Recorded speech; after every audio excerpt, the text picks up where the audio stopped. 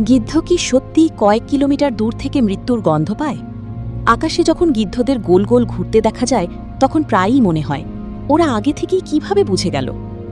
আসল সত্য হল কিছু প্রজাতি, বিশেষ করে টার্কি ভালচার, অসাধারণ ঘ্রাণশক্তির অধিকারী। যেখানে অধিকাংশ পাখির ঘ্রাণশক্তি সীমিত, সেখানে টার্কি ভালচারের মস্তিষ্কের ঘ্রাণ সংক্রান্ত অংশ অর্থাৎ অলফ্যাক্টরি বাল্ব বেশ উন্নত। বিজ্ঞানীদের গবেষণা অনুযায়ী খোলা এলাকায় তারা 1 থেকে 2 কিলোমিটার বা তারও বেশি দূর থেকে পচা মাংসের গন্ধ শনাক্ত করতে পারে। তারা বিশেষ কিছু রাসায়নিক যেমন ইথাইল মারক্যাপটান অনুভব করতে পারে।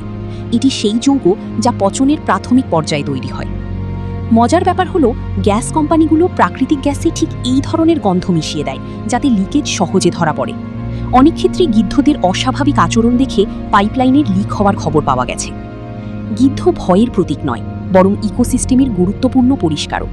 তারা মৃত প্রাণী সরিয়ে রোগ ছড়ানো প্রতিরোধ করে এবং পরিবেশের ভারসাম্য বজায় রাখে। যেখানে আমরা শুধু পচন দেখি, সেখানে গিদ্ধরা নিঃশব্দে কিন্তু কার্যকরভাবে প্রকৃতির একটি জরুরি কাজ করে যাচ্ছে।